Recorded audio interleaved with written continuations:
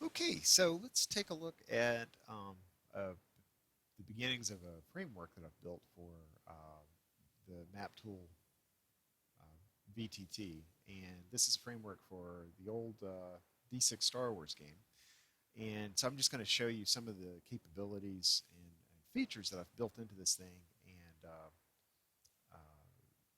just some of the automation that it makes available to enable gameplay. So the first thing to do would be to take a character token and just pop it down on the screen.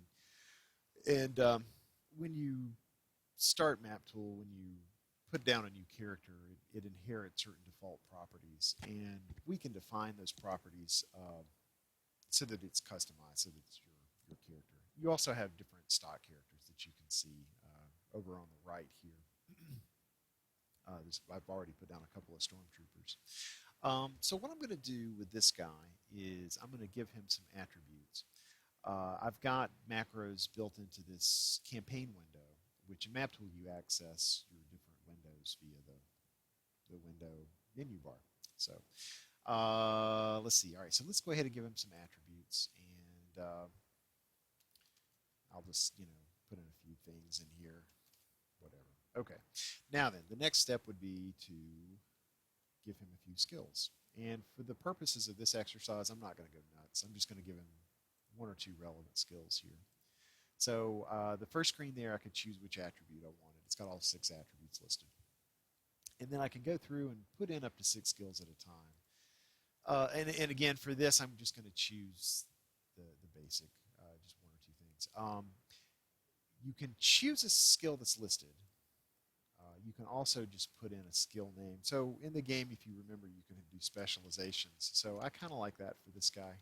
So I'm going to give him a specialization of holdout blaster. The default value that it gives you for your skill code is coming from whatever you have for that chosen attribute. In this case, it's 3D, because I had given him a 3D value for the attribute.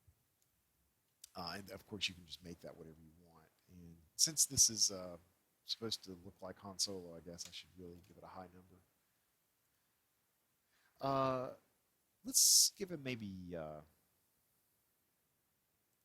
couple more.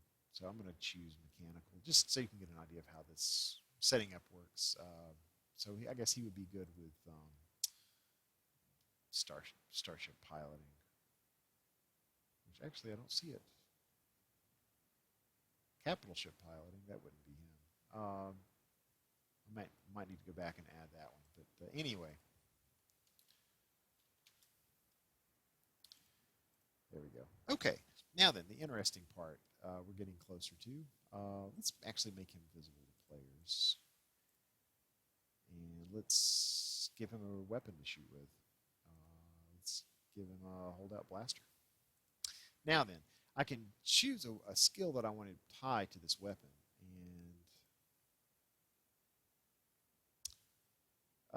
It's kind of interesting. It's not quite working like I thought. Let me take a look and see. So I'm still ironing out some kinks with this thing. Okay, well, we do have a blaster of 7D in there, so we'll just run with that. Okay, you should see a list of actual skill names that you had given in the previous step, so got some more debugging to do there. Anyway, let's go ahead and set some environmental variables. And that would specifically be light and smoke. If you remember from the movies, after they start firing a little bit, the air is kind of hard to see through. It gets kind of thick. So you can set these to different variables to increase the difficulty for your players. For the purposes of this exercise, I'm just going to keep them all none and normal. Another thing that you can set is how the wild die is handled. If you remember, in the later version of this game, you have one die out of all the dice that you roll, which is an exploding wild die. And if it's a 1, it can be handled in 3 different ways. And so, again, for this, I'm just going to say just add it normally. But you could also have it just negate your highest die, or just tell you, hey, you've got a complication that you can introduce into the game. Let's see.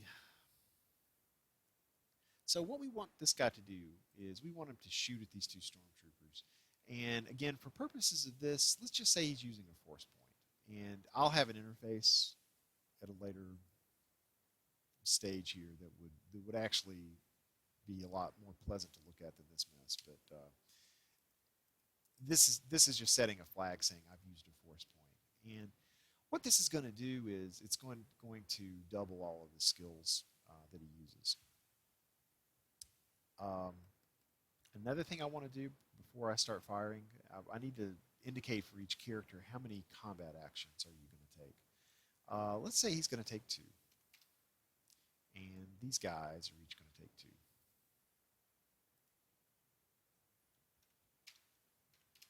2. Okay. Alrighty. So when he shoots at these guys, the framework is going to take a number of things, a number of variables into account for any kind of skill, especially if it's a dexterity-based skill. The multiple action penalty, it's got to look at whether or not you're using a force point. What kind of wound status or health status do you have? If you're wounded twice, those incur a penalty in addition to being stunned. Are you wearing any armor? And are you fatigued? What fatigue status do you have? None, fatigued, exhausted. Those also will impact your skill results. So the framework takes all of those things into consideration. And to fire a ranged weapon, just click this button here. And the difficulty, if you remember in the game, it's dependent on a couple of things. One is the actual distance. In Maptool, we can determine that pretty easily.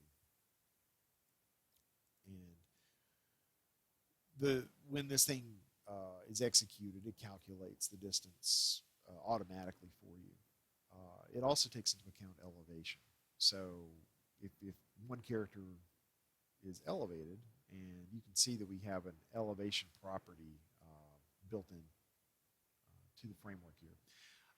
If one character is, say, 30 meters high, obviously that's going to increase the difficulty. So it's got to take the hypotenuse. It basically uses the Pythagorean theorem to calculate your true distance. So let me go ahead and shoot these two guys. He's going to fire a ranged weapon, and I can choose my target. So I'll choose Stormtrooper 0. What weapon do I want to use? I don't. Oh yes, I think that is the correct one that we used. Okay. You also have an option to ignore a target's cover if you wish. I'm going to say no. I don't think I've assigned any cover on these guys. And in the chat window, we have a result. And you can see the framework has calculated what the difficulty to hit based, on the weapon being used. It's also rolled the dice, and since he used a force point, since his skill code is pretty high, it's using a whole lot of dice here to get a result. So he's definitely going to hit. Now then, what we need to do is resolve the attack on the defender, and I think this was the one that got shot at. Let me just see. Yes, it was. Okay. So he is going to resolve the attack. In order to see what the effect is, we have to resolve this on the defender side. I'm going to cheat a little bit and just bump up this damage code to some ridiculous number just so that we can see an actual result here. And what I'm going to do is, I think he's going to need some character points so we can see. Does he have character points? Yes, he does. Okay, this is good. All right.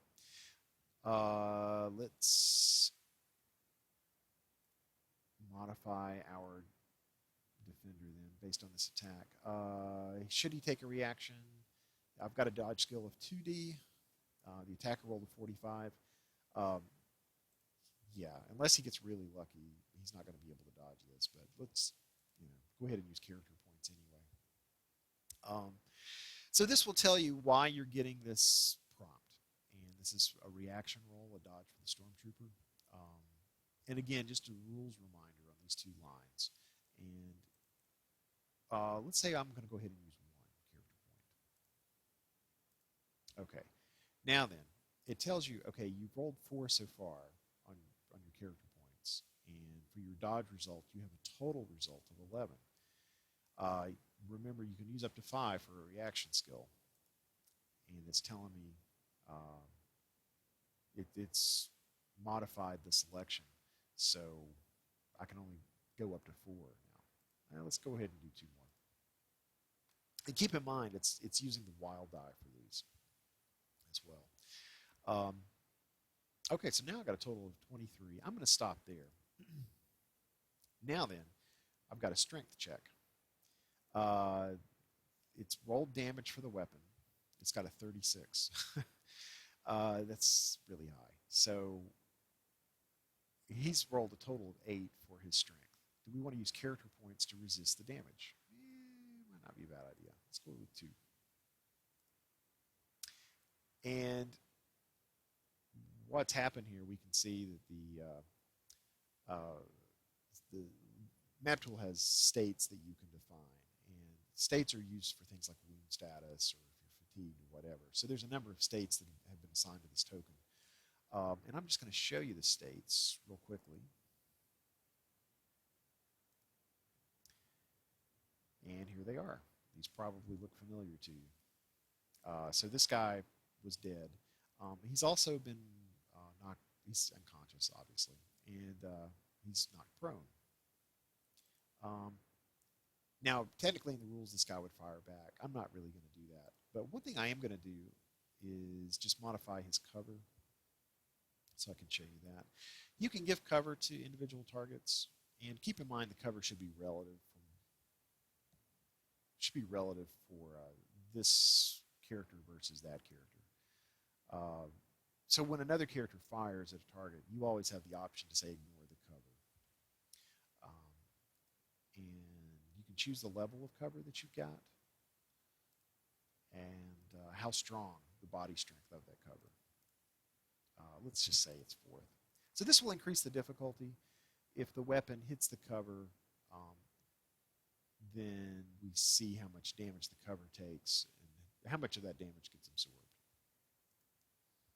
Having said that, the framework at this point doesn't really do anything with the cover other than increase the difficulty. So I've got more work to do on that point. Okay, so when I hover over the Stormtrooper here, you can see his attributes have been modified. So he's got a little bit of cover. It's increased the difficulty. It's a total of +1.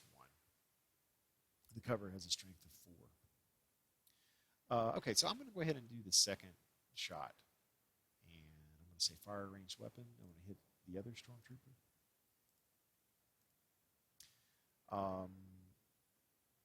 Ignore the target's cover? No.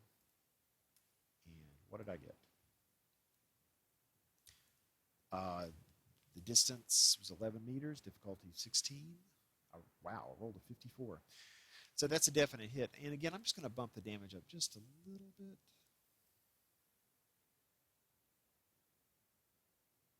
Oh, actually, I think I chose the wrong guy. Let me try that again.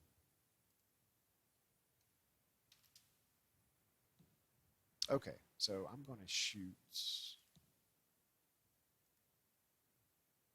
Stormtrooper.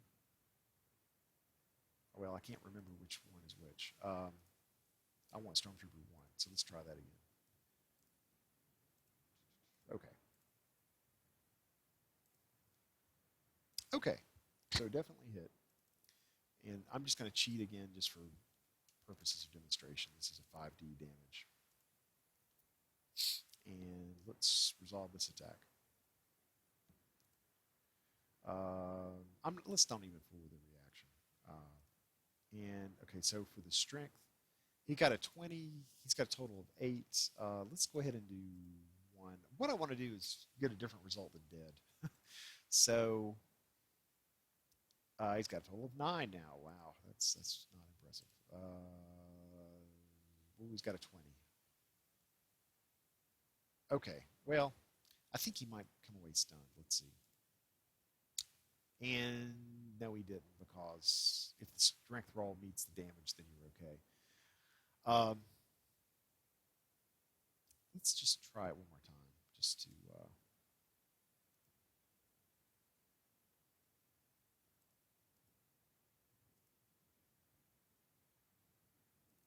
What I'm hoping is to get a different damage result. Let's say 40.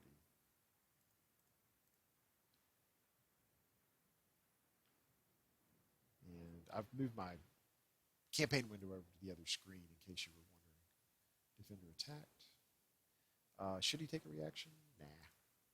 Nah.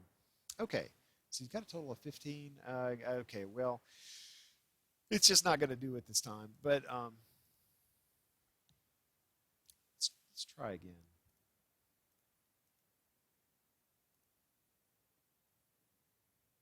And again, I'm going to bump the damage up. Let's make it a 40. Okay. One reason that it's easy for him to shrug off the damage, he's wearing armor. So defender attacked. No reaction. Total damage sustained of 16. I think I'm going to go with just one character point. Okay, that's good. Oh, this is great. Okay. So now when we look at this guy, you can see his wound status has changed to wounded, and as a reminder, he's also not prone. And that should conclude all the functionality that I've built in so far, and hoping to have another update maybe within the next 2 to 3 weeks.